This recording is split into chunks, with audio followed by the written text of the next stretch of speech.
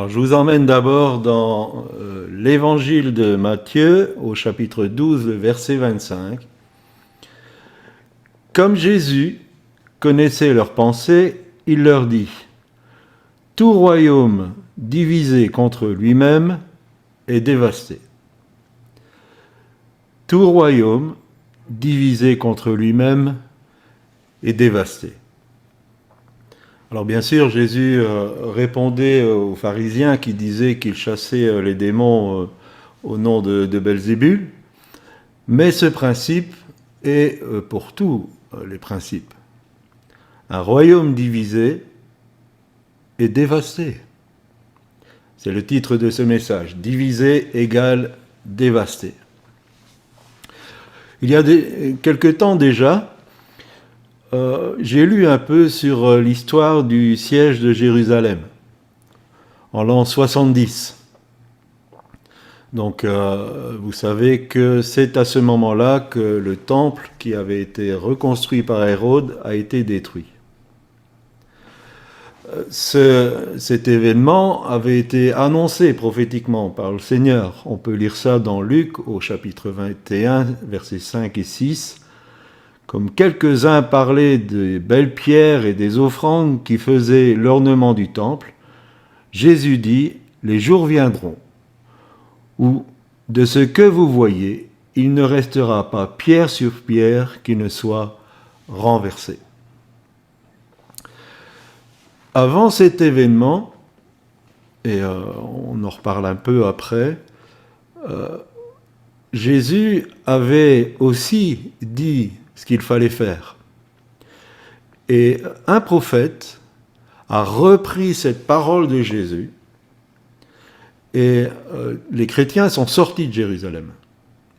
Ils sont partis.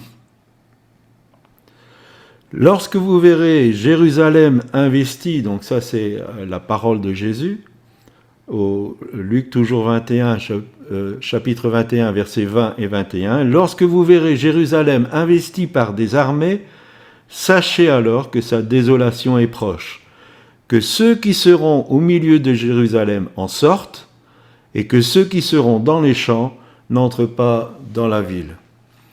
Et un prophète a repris cette parole, il l'a annoncée au peuple de Dieu, et beaucoup de chrétiens sont partis de Jérusalem, ce qui les a épargnés. Succinctement, qu'est-ce qui s'est passé ? Les Juifs se sont rebellés contre l'autorité romaine. Ils avaient des raisons pour cela, parce qu'il y avait un non-respect de leurs convictions religieuses, et aussi les représentants du César, les Romains, faisaient des actes provocateurs à leur encontre. Et en 66, ils ont réussi à reprendre le contrôle de la ville. Ils ont pu chasser les Romains de Jérusalem. Et ils avaient probablement le potentiel pour garder leur indépendance. Mais ils avaient une grosse lacune, ils étaient divisés. Il y a un historien qui s'appelle Flavius Joseph, qui vivait au IVe siècle, qui dit ceci : c'est 23 400 hommes que les Juifs peuvent opposer aux Romains. Mais ils appartiennent à des factions antagonistes et obéissent à de multiples chefs qui se sont entretués dans une féroce guerre civile. Et finalement, la ville va être reprise et le temple sera détruit après un siège qui fera des centaines de milliers de morts. C'est un général qui s'appelait Titus qui a fait cela et il a détruit complètement le temple. Nous devons voir aussi dans l'histoire de l'humanité, dans l'histoire de l'Église, aussi des signes. Ce qui a été détruit, ce n'est pas le peuple de Dieu, parce que lui, il a été mis à l'abri. Ce qui a été détruit, c'est le système religieux, c'est le temple. Et les vrais enfants de Dieu, à un moment donné, je suis convaincu de cela, vont quitter les systèmes religieux. Les vrais enfants de Dieu vont quitter les systèmes religieux. Il y a une chose au niveau de l'ivraie. Vous savez que Jésus a donné cette parabole que au milieu d'un champ avec du bon blé, l'ennemi a semé de l'ivraie. Et quand je pense à l'ivraie, je ne sais pas si vous connaissez cette marque, c'est au Canada Dry. Le Canada Dry, c'est une sorte de soda, et la publicité disait, ça a la couleur de l'alcool, son nom sonne comme le nom de l'alcool, mais ce n'est pas de l'alcool. Eh bien, l'ivraie, ça sonne comme un nom de disciple, ça a la couleur du disciple, mais ce n'est pas un disciple. Et si vous regardez de l'ivraie, ça ressemble très fort au blé, jusqu'au moment où ça commence à pousser. Parce que c'est là qu'on peut voir la différence. Mais quand c'est en germe, et puis quand ça commence à sortir de terre, ça se ressemble très très fort. Et le mot ivraie vient de cette plante parce que elle produit quelque chose qui donne de l'ivresse. Et à un moment donné, dans les systèmes religieux, ne restera que l'ivraie. Parce que les véritables enfants de Dieu, sous l'ordre de l'Esprit Saint, vont quitter les systèmes religieux. Et à un moment donné, les systèmes religieux vont être détruits. Nous pouvons lire dans quelque chose qui pourrait faire peur, mais merci Seigneur parce que nous sommes au bénéfice de sa grâce. Si nous lisons Apocalypse au chapitre 13, le verset 7, il est dit ceci. Et il lui fut donné, donc à la bête qui avait reçu le pouvoir du dragon, de faire la guerre aux saints et de les vaincre.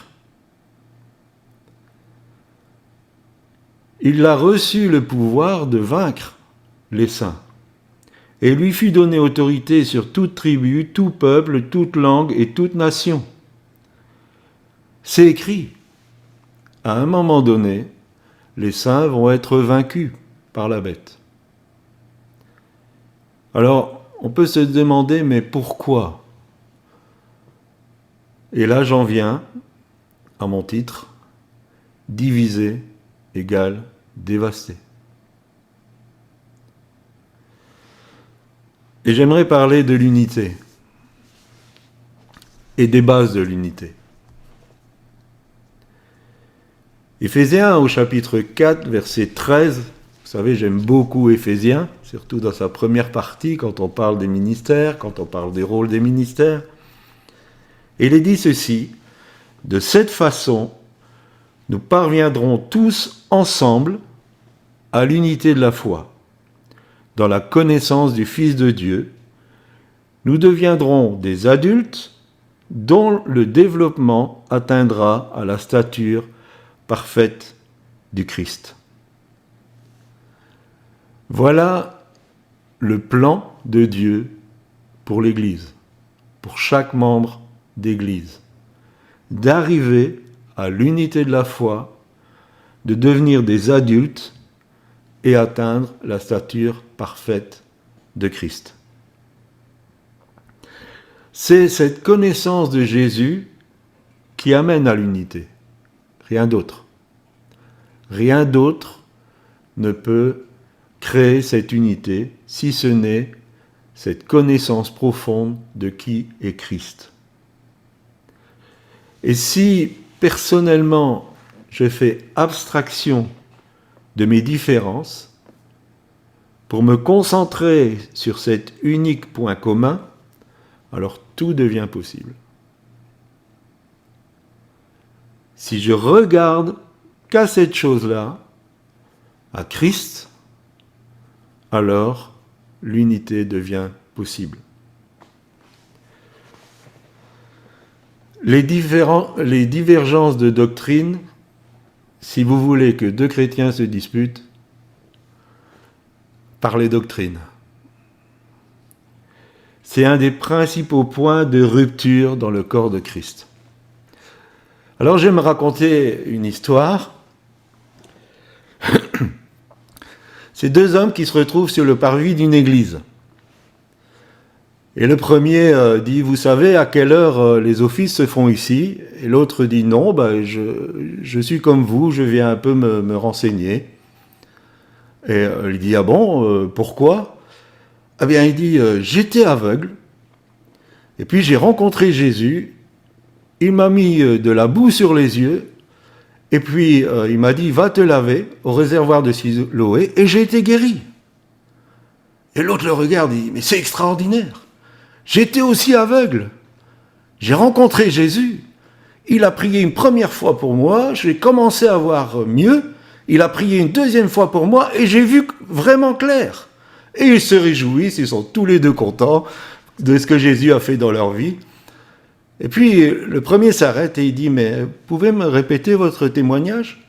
Il dit, oui, Jésus a fait de la boue et puis il a mis sur mes yeux, je me suis lavé. Mais il dit, c'est pas Jésus qui vous a guéri. Puis l'autre, il regarde, il dit, mais pourquoi? Parce que quand Jésus guérit un aveugle, il prie une fois, il commence à voir plus clair, et il prie une deuxième fois, et puis il voit clair.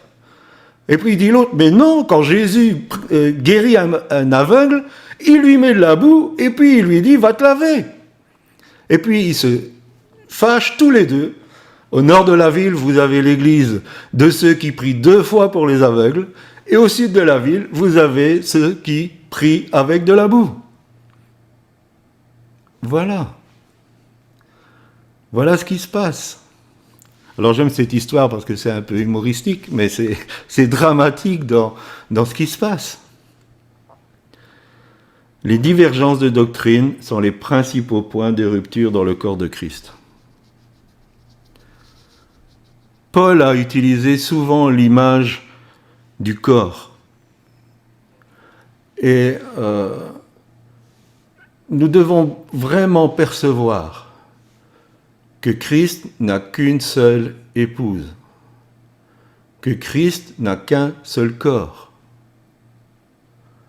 Donc, on y est ou on n'y est pas. Et ça n'a rien à voir avec des dénominations. On y est ou on n'y est pas. Dans 1 Corinthiens au chapitre 12, le verset 21, il est dit, « L'œil ne peut pas dire à la main, je n'ai pas besoin de vous. » Et là aussi, j'y vois l'image, l'œil, souvent représente le prophétique. Et vous avez des églises très charismatiques qui ne peuvent pas supporter les églises qui sont très terre-à-terre et qui font des œuvres sociales, et vice-versa. L'œil ne peut pas dire à la main, j'ai pas besoin de vous. Nous avons besoin de ces différentes visions parce que c'est comme ça que le corps est complet. Nous ne pouvons pas dire, nous, on n'a pas besoin d'un tel. Et si nous nous berçons de l'illusion que nous avons tout ce qu'il faut, que nous avons toute la connaissance, que nous avons tous les dons, que nous avons tout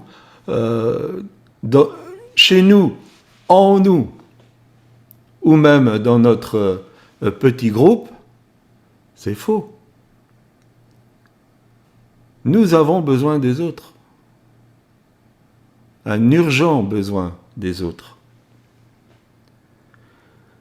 Si nous croyons que nous n'avons pas besoin les uns des autres, c'est nier cette évidence, c'est se condamner soi-même à être limité dans le succès de l'avancement du royaume de Dieu. Nous avons besoin les uns des autres. D'abord, il faut prendre conscience de cela. On ne peut pas dire, mais j'ai pas besoin d'eux, j'ai pas besoin de lui. Nous avons besoin les uns des autres. Dans le verset que nous avons lu, Paul nous dit clairement que nous deviendrons des adultes spirituels, c'est-à-dire des chrétiens stables, inébranlables, matures, quand nous aurons atteint l'unité. Tant que nous n'atteignons pas l'unité, il y a un manque au niveau de notre stabilité, au niveau de notre maturité. Et il ajoute que Jésus a donné les ministères pour cette mission. Et nous savons que les ministères dans Éphésiens 4, verset 11, ont un rayonnement qui dépasse le cadre local. Donc l'unité dont il est parlé ici dépasse le cadre de l'Église locale. Et on parle bien du corps de l'Église dans son ensemble, dans l'Église qui est encore sur cette terre. Donc l'unité n'est pas basée sur un ensemble de mouvements, mais un ensemble de personnes. L'unité n'est pas basée sur un ensemble de mouvements, mais sur un ensemble de personnes. L'unité, c'est de personne à personne. Pas de mouvement, pas de fédération, pas de dénomination. L'unité, c'est une affaire de personne à personne. Je suis en train d'établir des faits pour arriver à ma conclusion. Alors, j'aimerais qu'on décortique Éphésiens chapitre 4, le verset 16. Je vais me lancer, je vais lire une version qui n'existe pas. En fait, c'est une étude, et puis aussi de la confronter aux différentes traductions pour essayer de mieux comprendre. Je vous le lis d'abord d'une traite. C'est de Christ, qui est la tête du corps, que celui-ci, donc le corps, tire sa cohésion et son unité. Cette cohésion est aussi due aux jointures qui, par des instructions, maintiennent le corps dans une structure harmonieuse, car l'assemblage est solide. De cette manière, le corps suit une croissance équilibrée en fonction des forces et des capacités surnaturelles que Dieu communique à chacune des parties. Le corps forme un tout et dans son entier, il grandit lui-même dans l'amour et s'élève comme un édifice. L'unité, comme dit précédemment, ne peut tirer que de la tête du chef qui est Christ. C'est le premier point. L'unité ne peut s'envisager que si Christ est la tête. Parce que c'est de lui qu'on tire l'unité. Il est la tête du corps. Il est le chef du corps. Il est le mari de l'épouse. Sans lui, pas d'unité possible. Donc il faut bien remettre les choses à leur place. Christ doit être au centre. C'est lui le centre. Aucun programme œcuménique ne peut créer l'unité. Les tentatives de mixer des liturgies différentes ne peuvent amener à cette unité. Vous savez que différents mouvements chrétiens essayent de trouver des accords sur leurs désaccords et essayer de mixer un peu comment l'un fait et puis comment l'autre fait. L'œcuménisme ne créera jamais l'unité, jamais. Seul Jésus-Christ, comme tête, rendra possible le rapprochement et l'unité des membres du corps. Et la façon de communiquer cette unité, c'est bien sûr par le Saint-Esprit. Alors pensons à l'apôtre Pierre, qui s'est rendu chez Corneille, c'est quelque chose que vous pouvez lire dans Actes chapitre 10 à partir des versets 44, et qui a été convaincu de l'annexion des païens au royaume de Dieu lorsque l'Esprit de Dieu est descendu sur la maison du centenier. Il faut essayer de se mettre un peu dans la tête de Pierre. Toute son éducation religieuse s'opposait à ça. Tout ce qu'il avait appris depuis qu'il était tout petit s'opposait à ce que des païens puissent accéder aux mêmes privilèges que le peuple juif. Alors imaginez comment Dieu fait les choses. Il envoie un ange chez Corneille.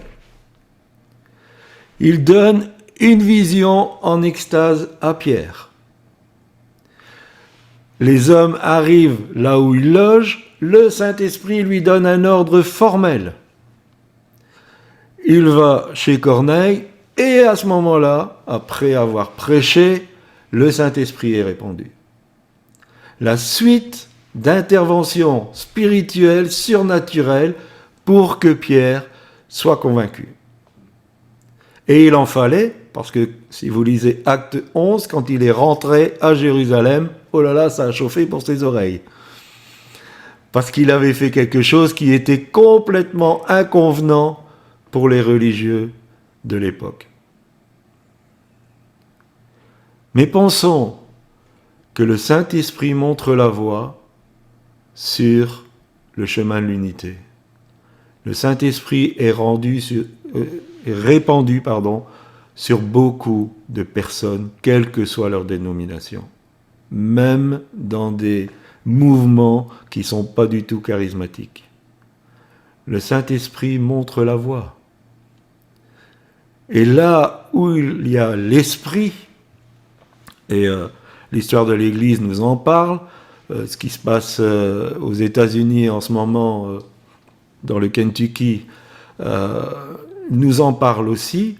Quand le Saint-Esprit agit et qu'il amène un souffle, il n'y a plus de dénomination, il n'y a plus de barrières.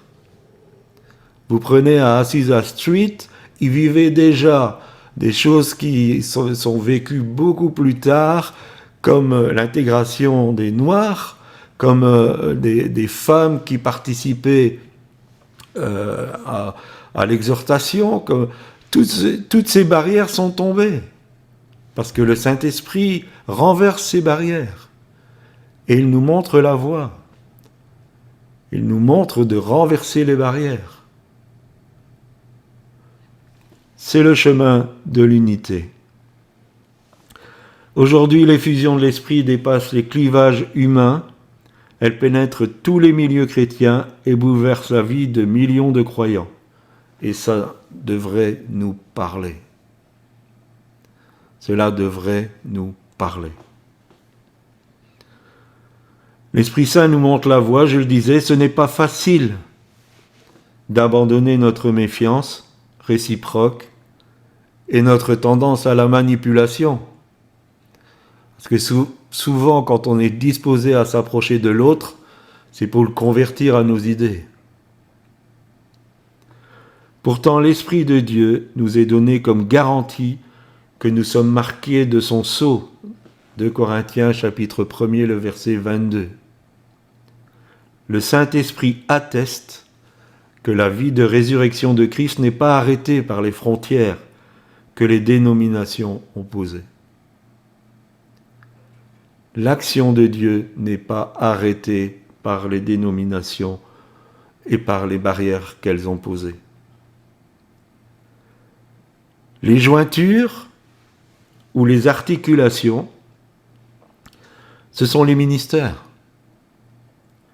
les ministres de Dieu qui forment et instruisent. Dans leur mandat, ils sont appelés à travailler à l'unité. Si j'estime être appelé de Dieu au ministère, mon mandat, c'est de travailler à l'unité.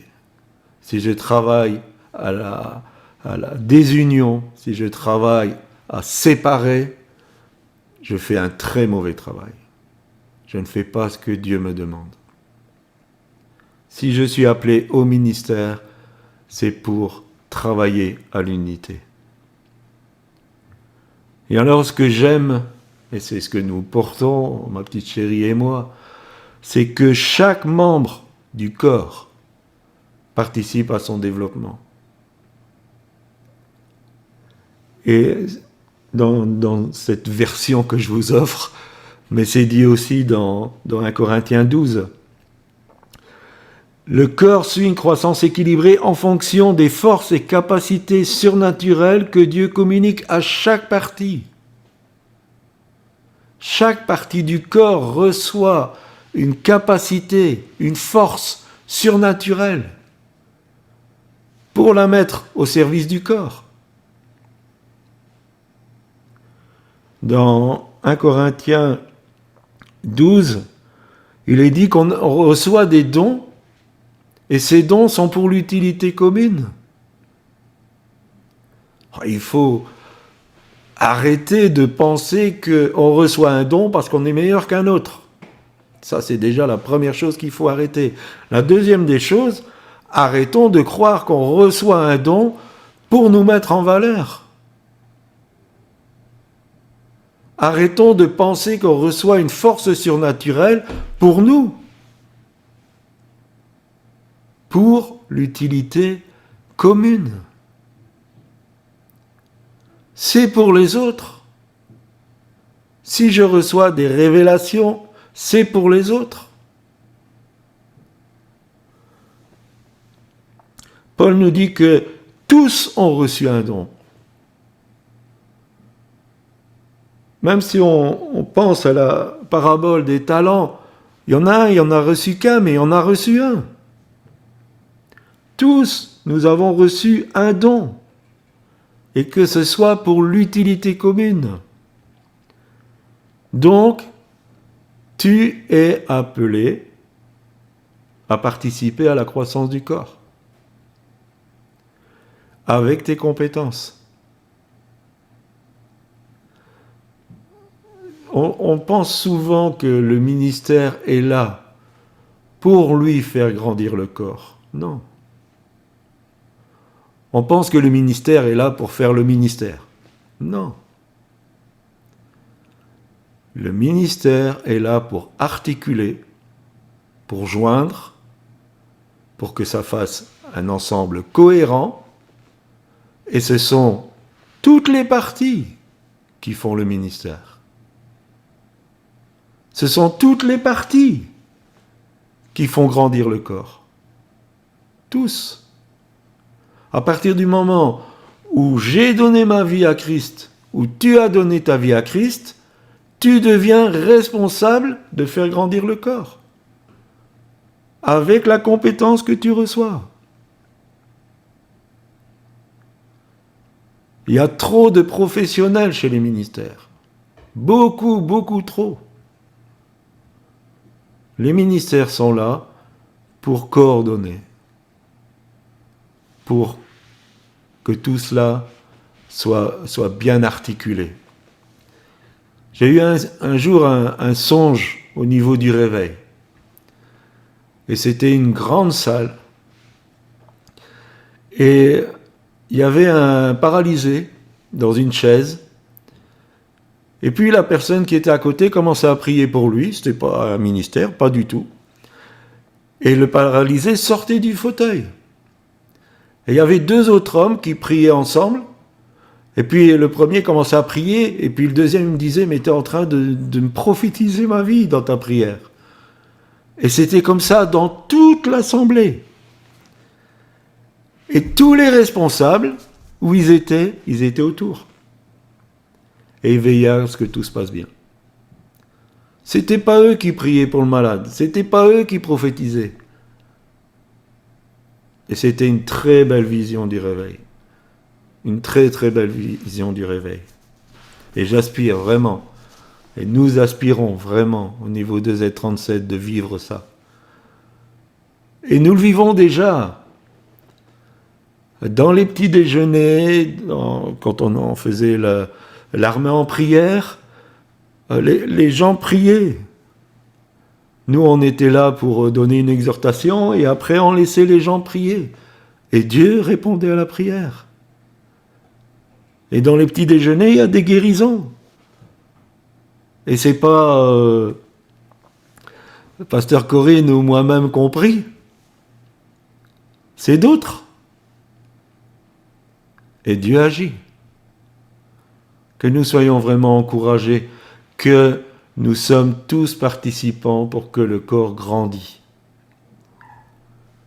C'est trop facile de critiquer l'Église. Quand quelqu'un me dit il n'y a pas d'amour dans l'Église, ma première réaction, ce serait de dire, et quelquefois d'ailleurs je le dis, mais est-ce que toi, tu apportes de l'amour dans l'Église? Quand on dit il n'y a pas ça dans l'Église, mais est-ce que toi tu l'apportes? C'est peut-être justement toi que Dieu suscite pour apporter ce qu'il n'a pas. Et justement, c'est souvent le manque d'amour qui provoque l'atrophie d'une partie du corps. Parce qu'on ne se sent pas concerné. Les talents sont négligés, quelquefois saccagés, quelquefois piétinés dans le monde chrétien. Alors quelquefois c'est dû au leadership, quelquefois aussi c'est dû aux membres. Les membres sont consommateurs. Ils sont là que pour se servir. Ils n'ont aucune notion de service, aucune notion de donner. Le dépôt que Dieu a mis en toi viendra compléter celui de quelqu'un d'autre.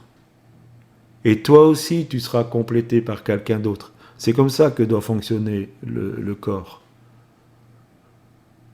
Dans mon corps, tout travaille ensemble. Et quand il y a mal quelque part, ben, tout le monde râle. Et quand je sens une joie, tout le corps est content. Tout le monde travaille à la même chose dans mon corps.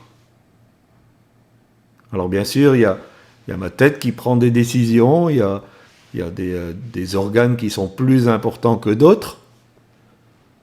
Par exemple, mon cœur, lui, il est obligé de fonctionner parce que sinon tout le monde meurt. Mais il y a des fonctions différentes, mais tous sont importants. Et quelque part, tout le monde prend soin l'un de l'autre. Et quand il y a une agression, qu'est-ce qui se passe? Tout le corps réagit. Tout le corps réagit. Il n'y a personne qui va dire « Ah ben c'est de sa faute. Hein. Oh ben on le laisse, hein, de toute façon, lui... Non, quand il y a une agression, tout le monde réagit. Moi j'aime comment Dieu il a fait les choses. Il y a des microbes, il y a des virus qui rentrent, et puis tout le monde est en branle. Vous avez une armée d'anticorps, boum, elle se lève. Elle est partie pour la bagarre. Ça devrait être comme ça dans l'Église. Ça devrait être exactement comme ça dans l'Église. Et j'en viens à l'armée et le combat. Puisque, à un moment donné, la bête va vaincre, c'est qu'il y aura un combat. Mais aujourd'hui, on peut encore combattre. On peut encore remporter des victoires. Et je vous lis la parole vivante, Éphésiens 6, le verset 12.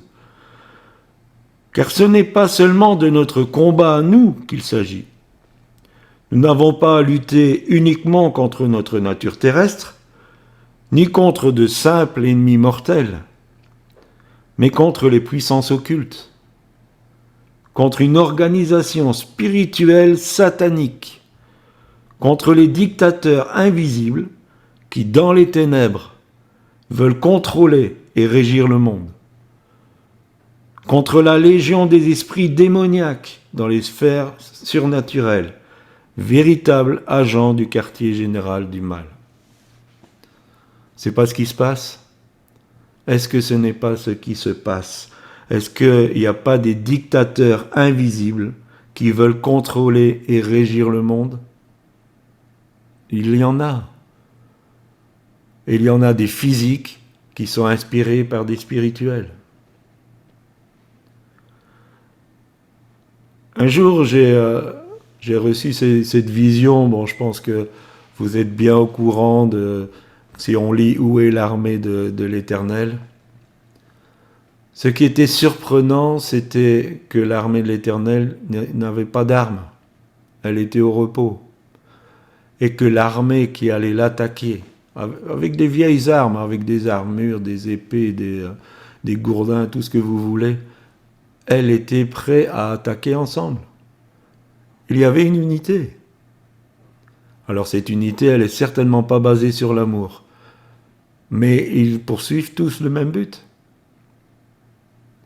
Et ce but, c'est d'empêcher Dieu de faire ce qu'il a à faire. Et ce but, c'est que finalement le règne de Dieu ne vienne jamais. Et ils sont déterminés. Et ils usent de tout ce qu'ils peuvent faire pour arriver à ce but.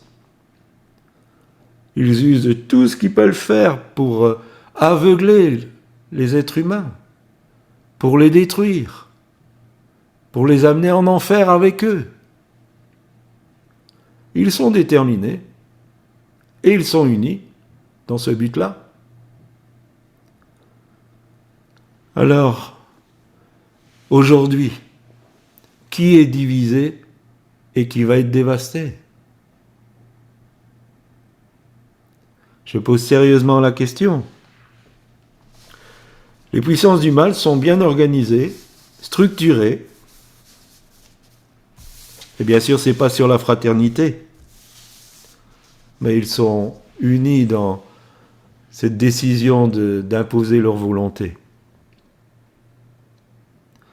Même si nous voyons l'effet de leur action au travers de certains êtres humains qui nous entourent, l'apôtre Paul, dans ce verset que nous avons lu, nous concentre sur la véritable cible. Nous n'avons pas à lutter contre les hommes. Nous n'avons pas à lutter contre les hommes, mais contre ceux qui se cachent derrière eux, ou ceux qui les influencent, ou ceux qui les aveuglent. C'est contre ça que nous devons lutter. Et tant que notre unité ne sera pas visible, pour nous lever ensemble contre Satan et son armée, le mal va triompher et les êtres humains resteront captifs de sa domination. Alors, j'ai parlé de tous ces faits, mais je ne veux pas amener une conclusion sur une utopie que tous les chrétiens soient unis. Mais il faut commencer là où on est. Il faut commencer avec ce qui est à notre portée. Nous sommes tous concernés, tous. Il viendra un temps où les saints seront vaincus, c'est ce qu'on a lu. Et c'est écrit, ça va arriver. Mais aujourd'hui, nous avons encore le temps pour chercher cette unité et l'atteindre. Alors, la première des choses, c'est est-ce que déjà ici, dans notre communauté, nous sommes unis? Est-ce que déjà, nous sommes unis? Est-ce que nous sommes pleinement en harmonie? Est-ce que notre petit corps fonctionne correctement? Je nous pose la question. Je pense que nous devons élargir notre vision. Nous devons élargir notre vision. Et ne plus considérer nos propres intérêts. On a parlé souvent du plan global de Dieu. Et il est important d'y rentrer. Je pense que nous devons tous être conscients des temps que nous vivons. Et de nous rapprocher les uns des autres. Je crois aussi que quand les systèmes religieux vont être détruits, Dieu va nous prévenir et nous mettre à l'abri. Ne crains pas, petit troupeau, car j'ai décidé de te donner le royaume. N'attendons pas que ça chauffe de cette manière pour nous unir les uns aux autres. Essayons d'avoir un seul cœur et une seule âme, comme cette belle église de Jérusalem. Essayons de travailler ensemble, de nous compléter ensemble, d'envisager ensemble d'entrer dans cette vision, de pouvoir être solidaires les uns des autres.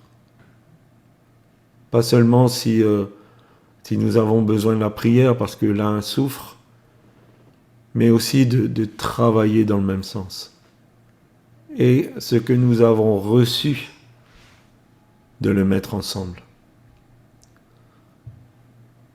Nous croyons que si le Seigneur a voulu que vous soyez réunis à ce ministère, c'est parce que vous avez une part à y jouer.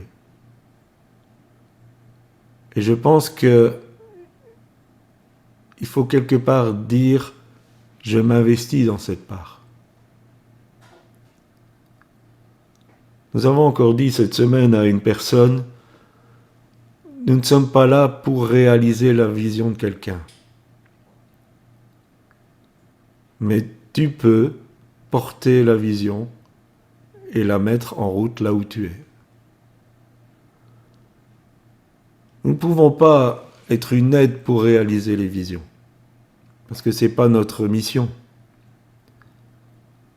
Mais tu peux vivre cette vision que nous partageons et en être à part entière pour la mettre en route là où tu es. Je pense qu'il faut vraiment s'élargir.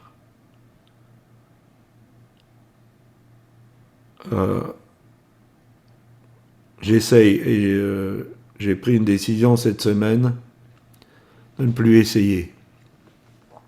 J'essaye de réunir les serviteurs de Dieu. J'essaye de les mettre ensemble, de créer une cohésion, qu'ils apprennent à se connaître, que des connexions se font, qu'il y ait un respect mutuel, qu'ils aient des temps de prière ensemble, qui cherchent à apprendre l'un de l'autre.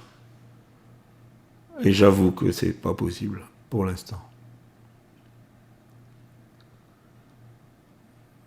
Alors peut-être que il faudra que la catastrophe arrive avant, il faudra peut-être que le temple soit détruit avant que ça commence à réagir dans ce sens, j'espère que non. Parce que si on fait comme ça, c'est comme si on joue aux échecs et qu'on ne sait pas qu'il faut 2 coups d'avance. Je suis pas un grand joueur d'échecs, mais je sais que quand vous jouez quelque chose, il faut déjà savoir ce que vous allez jouer après. Et essayer d'anticiper ce que l'autre va jouer. Sinon, vous êtes cuit. Paul dira, nous n'ignorons pas les desseins du diable. Nous n'ignorons pas les desseins du diable. Et je peux vous dire que on n'ignore pas ce que le diable veut faire. On sait déjà ce qu'il va jouer. Nous avons dans les petits déjeuners lu l'Apocalypse. On sait déjà ce qu'il va faire. Pourquoi le Seigneur il a donné tous ces détails? Pourquoi, au travers des écrits de Paul, il y a tant de détails sur ce qu'on est en train de vivre, nous, maintenant? Imaginez que ce que Paul a écrit, à son époque, il l'écrivait pour nous. Et il dira à Timothée, sache que dans les derniers temps, les temps seront difficiles. Les gens seront fanfarons, rebelles à leurs parents, ils vont faire toutes sortes de bêtises. Et on y est. Si vous voulez un portrait de l'homme, de l'être humain du XXIe siècle, prenez 2 Timothée à partir du chapitre 3.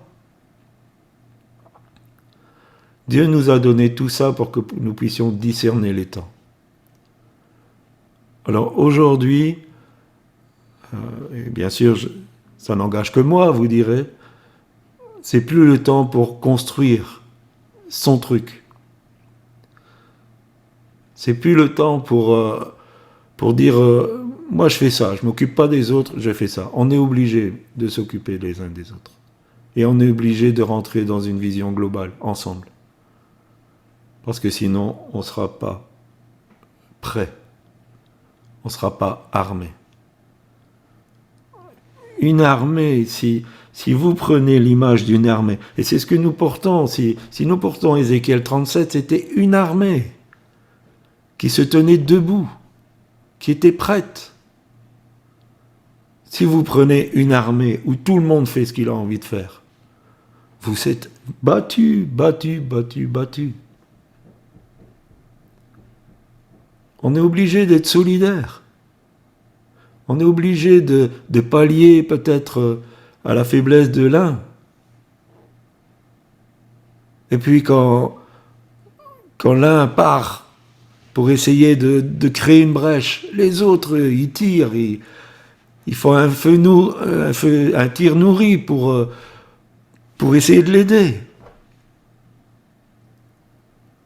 Tout le monde est solidaire, c'est une question de vie ou de mort. C'est une question de vie ou de mort. Ce sera tellement difficile que Jésus, il a dit, mais quand je vais revenir, est-ce qu'il y aura encore la foi sur la terre?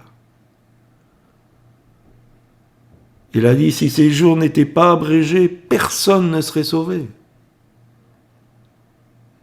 Je ne veux pas être dramatique et faire peur, mais ce que je souhaite, c'est qu'on soit prêt. Je sais qui est le vainqueur, pas de souci. Je sais que c'est Christ qui est vainqueur. Il a livré publiquement en spectacle.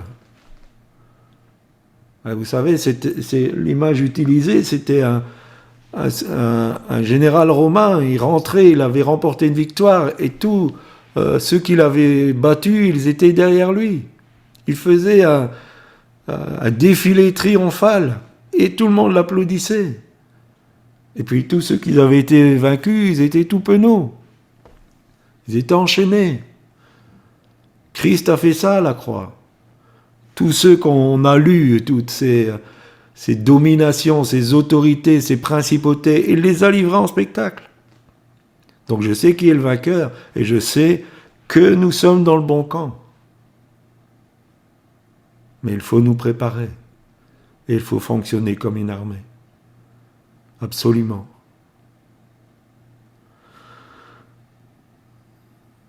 Je le disais, pour cela, il faut une vision plus élargie.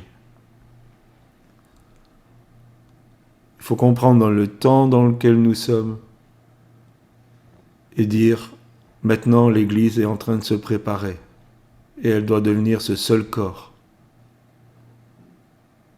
Et tous, avec ce que Dieu nous a donné, on doit se rassembler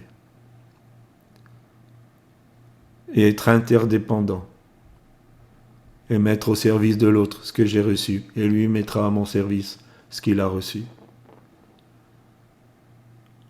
Alors je dis, il ne faut pas voir grand d'abord, mais déjà il faut essayer entre nous.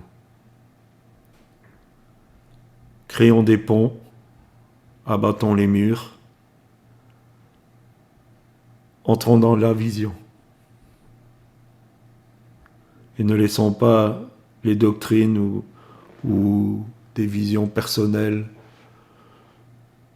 ou que sais-je entrer en conflit avec ce plan global. Je vous remercie de m'avoir écouté. Et je vais demander à ma petite chérie si elle veut prier. Merci Seigneur pour ta parole. Seigneur, le message est clair et je te demande, Père, de souffler comme il a été dit pendant la louange, de souffler de ton esprit, de nous donner cet esprit de révélation, de nous faire comprendre quelle est cette unité, Seigneur, et de nous faire rentrer dans celle-ci. Seigneur, nous voyons cette armée debout, Seigneur. Et cette armée, elle avance ensemble, dans la même direction. Il n'y en a pas un à droite, à gauche, un derrière, un devant. Seigneur, ils sont ensemble, unis, et ils travaillent ensemble, Seigneur. Je te demande vraiment pour notre groupe, Seigneur, pour Z37M, pour elle, Seigneur, pour AGD, que les gens commencent à travailler véritablement ensemble, Seigneur. Je te le demande au nom de Jésus. Plus qu'une prière, c'est un cri, Seigneur. Je te demande ta grâce, Seigneur, sur chacun de nous et de nous faire réaliser les enjeux, Seigneur, qu'il y a derrière tout cela. Je te demande que vraiment, Seigneur, on puisse oublier notre petite personne, Seigneur, pour nous mettre vraiment dans ce plan global. Que chacun, Seigneur, nous mettions à la tâche, Seigneur. Que chacun, nous mettions à nous lever pour toi, Seigneur. Que nous voyions ta gloire, Seigneur.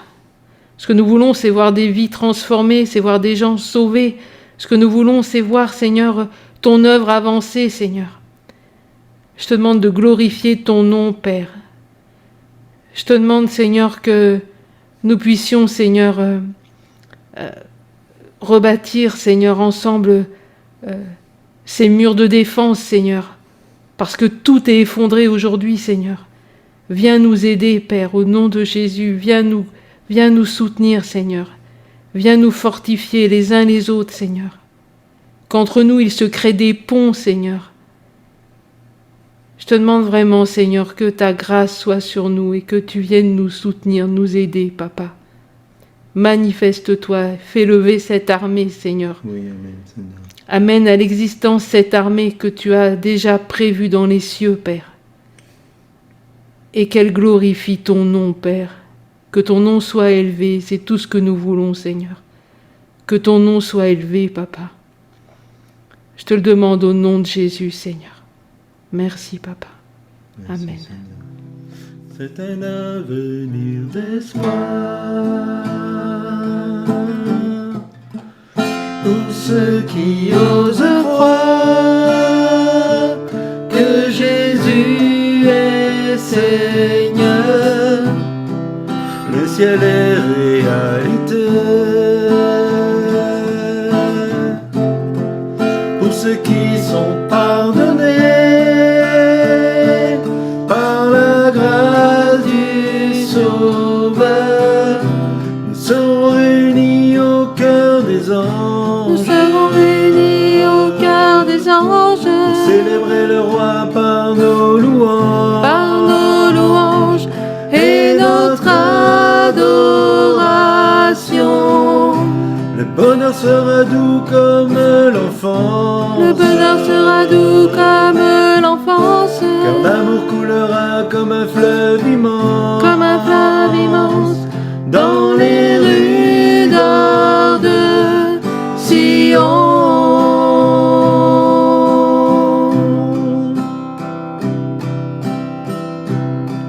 J'attends ce jour glorieux. Où tous les enfants de Dieu seront enfin unis.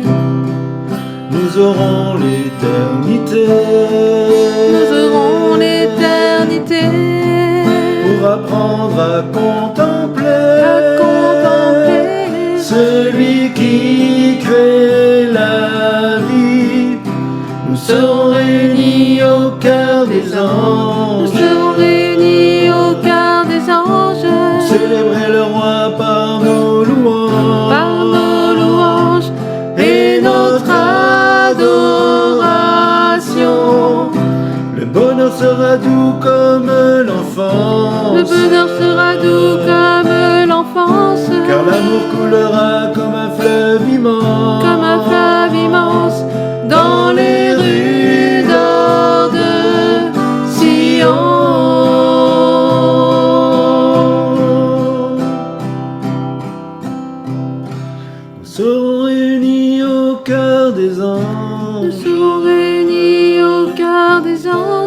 célébrer le roi par nos louanges, par nos louanges et notre adoration.